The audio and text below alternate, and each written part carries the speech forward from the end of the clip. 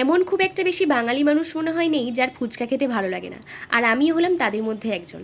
আমার তো ভীষণই ভালো লাগে ফুচকা খেতে। কয়েকদিন ধরে বিকেলবেলা বৃষ্টি হওয়ার কারণে বাইরেও বেরোতে পারিনি আর ফুচকাও খেতে যেতে পারিনি, তাই ভাবলাম আজকে বাড়িতেই বানিয়ে ফেলি। এর জন্য কিছুটা তেঁতুলকে প্রথমে গরম জলে ভিজিয়ে রেখে একটা মশলা বানিয়ে নিয়েছি। এর মধ্যে ছিল গোটা জিরে, গোটা ধনে আর কয়েকটা শুকনো লঙ্কা।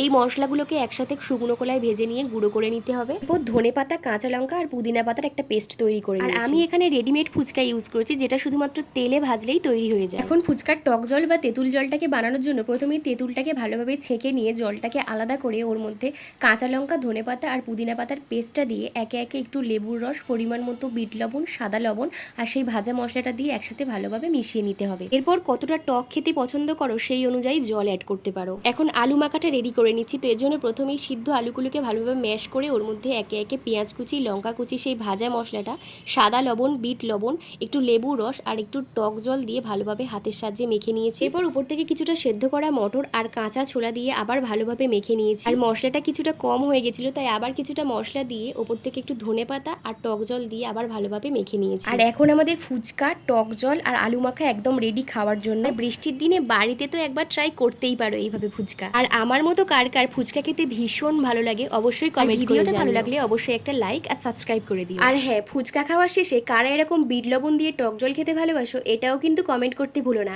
দেখা হচ্ছে পরের ভিডিওতে।